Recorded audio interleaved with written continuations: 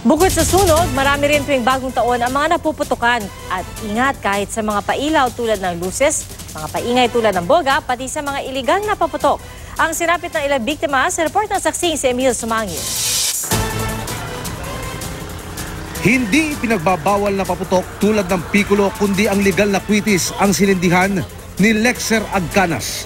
Pero sugatan pa rin ang mukat kamay ng 34 anyos na taga Dingras, Ilocos Norte matapos sumabog ang kwitis. Nagalipit pa ang natansan. Biglang sumabog? Hindi lumipad? Sir. Tapos nabunod sa mukha mo? Ang 15 anyos na si Banjong nga, lusis lang ang sinindihan noong nakarang taon pero kahit pailaw lang ito at hindi paputok, sumabog pa rin ito kaya nagtamo siya ng second at third degree burns na nag-iwan ng pilat. May lusis po. Tapos yung sinindihan ko po nun, biglang lumiyab po. Yung hawak ko na sa kilikili ko po nakaipit. Ke luces ke hindi, accidents can happen, pero mas malaki ang panganib kung ang gagamitin mo ay illegal firecracker. Sa monitoring ng Health Department, mula December 21 hanggang December 27, aabot na sa 70 ang biktima ng paputok sa buong bansa. Hindi lang liwanag, kundi ingay ang pinaniniwalaan ng ilan ang pantaboy sa malas.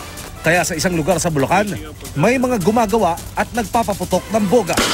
Modernong disenyo at parang shotgun ang itsura.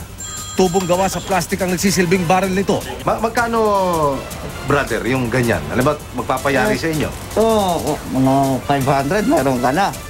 Pwede mo pang gamitin next year. Kagaya nito, last year pa namin ginagamit to. Kinakarga nito ng flammable gas at pag kinalabit ang gatilyo, sisindi ang igniter sa barrel kaya pumuputok.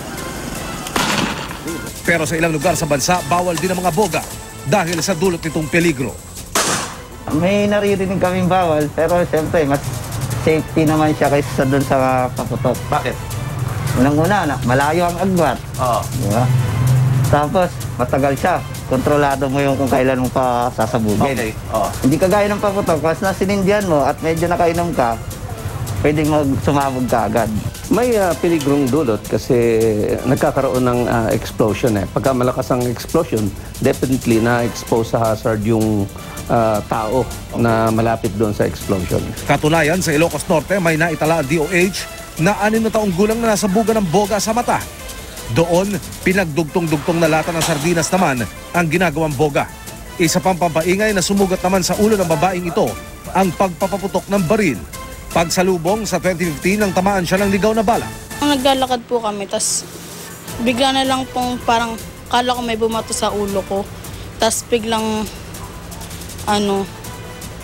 biglang parang naimatay ako. Tas biglang pagtapos nun, bigla na lang sumakit yung ulo ko, tas nagtusuka na ako. Pero sabi ng DOH, taon-taon daw bumababa ang biktima ng stray bullets.